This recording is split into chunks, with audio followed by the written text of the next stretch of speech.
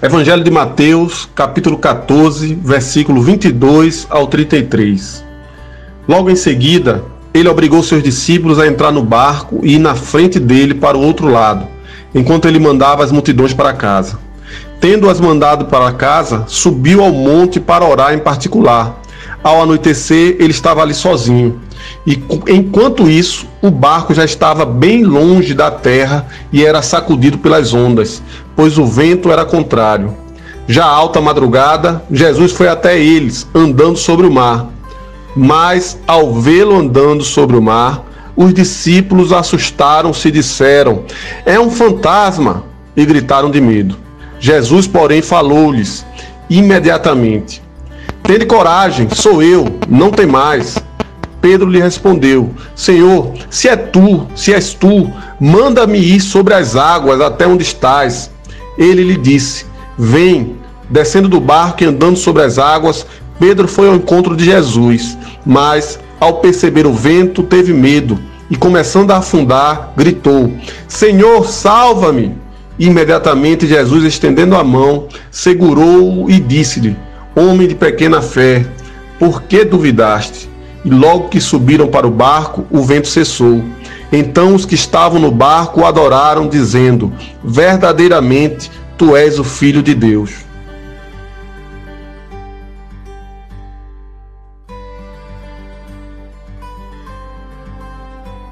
Paz de Cristo, irmãos. Bom dia. A palavra de hoje é vencendo a tempestade. Nós conhecemos essa passagem que acabamos de ler. E nós sabemos em que momento aconteceu essa tempestade. Jesus tinha terminado de fazer um grande milagre no meio da multidão. Já era finalzinho da tarde. Na praia havia uma grande alegria. A alegria da multidão, a alegria dos discípulos em verem o grande poder de Jesus Cristo. E Jesus Cristo chega para os discípulos e diz: "Vão e passem para a outra margem do mar." A palavra que Jesus usa é compelir. E compelir é mais do que pedir, é mandar, é obrigar. Provavelmente os discípulos queriam ficar com Jesus na praia, mas Jesus disse: "Vão, passem." E o que foi que eles fizeram? Eles obedeceram e embarcaram e foram em direção ao outro lado do mar. A primeira lição que eu vejo nessa passagem é que tempestade é coisa de cristão obediente. Porque Jesus sabia para onde ele estava mandando os seus discípulos. Para o meio de uma tempestade. Os seus discípulos receberam a ordem. O que é que eles fizeram? Eles obedeceram. Tempestade faz parte da vida do cristão. Não foi mesmo Jesus que falou: "No mundo passareis por aflições, mas tende bom ânimo, eu venci o mundo." E a palavra diz que eles atravessaram, e como toda tempestade, ela não começa de repente. Provavelmente começou assim devagar, foi aumentando o vento, as ondas, a escuridão. Em João capítulo 6, quando fala dessa mesma passagem, que diz quando Jesus foi ter com os discípulos no meio do mar, eles já estavam a 25 a 30 estádios da praia. Isso é mais ou menos 6 quilômetros. Exatamente no meio do mar da Galileia. E ali, meus amados, pescadores experientes, mas ali não tinha bom, não tinha super-homem. Água, ondas, vento forte, escuridão, água entrando, barco balançando e distante da margem para qualquer homem nadar. Eles estavam completamente na dependência de Deus. Não é essa tempestade? Não é parecido com essa tempestade que todos nós estamos enfrentando? Começou assim devagar, eram 2 semanas de isolamento, daqui a pouco 1 mês, daqui a pouco ninguém sabe quando essa tempestade vai passar. Nem político, nem cientista, somente Deus. E essa tempestade é uma tempestade perfeita, da perspectiva da tempestade, porque ela atinge rico e pobre. Na verdade, todos são atingidos. Está aí o dono do Banco Santander, morreu de Covid. O Ricardo Brenan, semana passada, morreu de Covid. Ela atinge também velhos e novos. Qual é a vantagem de ter porte atlético? De se alimentar bem, de malhar nessa Covid? Todos são atingidos, não só velhos, mas novos. Às vezes velhos de 100 anos se recuperam e novos de 30 anos, como certo médico semana passada, malhado, 30 anos de idade, ele morreu. Como ontem eu vi no jornal o rapaz dizendo: meu pai tem 50 anos e o homem era mais novo do que eu. O homem era mais magro do que eu. Ele disse que o pai dele não tinha doença nenhuma, que o pai dele malhava todo dia, que o pai dele se alimentava todo dia. E o pai morreu. Poderoso ou anônimo, todos são atingidos. A rainha Elizabeth da Inglaterra, o príncipe Charles, o filho dela, o primeiro-ministro Boris Johnson da Inglaterra, quantos ministros, quantos governadores, agora é o de Barbalho do Pará com a Covid, quantos ministros e até mesmo o presidente da República provavelmente já foi acometido da Covid. Qual é a vantagem de ter, falando de saúde ou não, se os dois são acometidos, se os ambos hospitais público e privado estão cheios e pessoas adoecem nos dois e morrem nos dois? Não há vacina, não há perspectiva de vacina. Nada o homem pode se agarrar. Ele não pode depender de nada, nem do dinheiro, nem do físico, nem do poder, nem do status, nem da ciência. Todos nessa tempestade só podem depender de um só, que é Deus. E muitos irmãos até criam uma expectativa de que a tempestade está passando. Ninguém sabe, meu amado. Jesus está resolvendo. Ninguém sabe se é esse momento que Ele vai resolver. Ninguém sabe quanto tempo ainda nos resta de tempestade. Os discípulos acharam que a tempestade iria passar. Jesus poderia ter vindo na primeira hora. Jesus poderia ter vindo na primeira vigília. Mas Jesus só veio na 4ª vigília, que lá para os judeus é entre 3 e 6 da manhã, ou seja, quase 10 horas os discípulos provavelmente enfrentaram a tempestade e parecia uma eternidade e nada do Senhor resolver, porque o nosso Senhor, Ele sabe o porquê, o para quê, o como vai acabar e o quando. Nós precisamos descansar nele. E foi isso que Deus mostrou para os discípulos naquele momento. Que na hora certa, da maneira que Ele escolheu, Ele foi até os discípulos. Aquilo que mais metia medo nos discípulos, as ondas, porque as ondas balançavam o barco, ameaçava virar o barco. As ondas também faziam com que a água entrasse. A onda era o que afligia, a onda era o que angustiava, a onda é o que dava medo, a onda era o que atormentava. E Jesus Cristo veio por onde, irmãos? Andando por sobre as ondas do mar.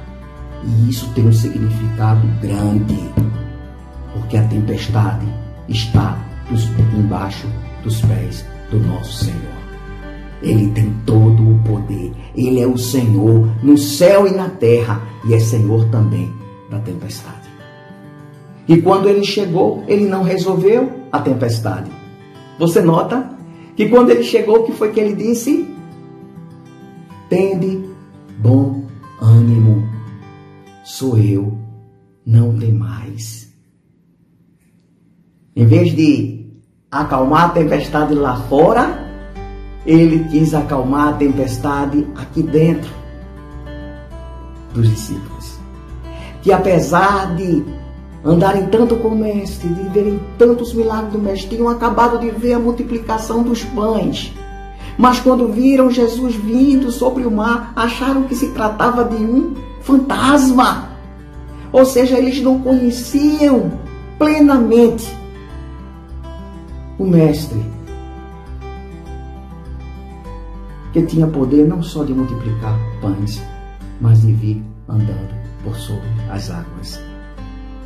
E Jesus quis dar a paz a eles. E a tempestade lá fora ainda continuava. Porque paz, a paz que Jesus Cristo dá, não é ausência de tempestade. A paz que Jesus dá é paz em meio à tempestade. É você ter a segurança, ter a tranquilidade, ter o descanso, ter o bem-estar, mesmo o mundo caindo.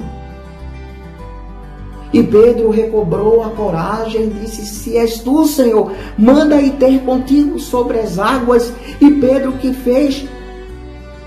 Esperou em Jesus a ordem, e quando Jesus disse: vem, Pedro, Pedro tirou o pé do barco e colocou o pé sobre as águas. Fisicamente ele andou sobre as águas como Jesus andou.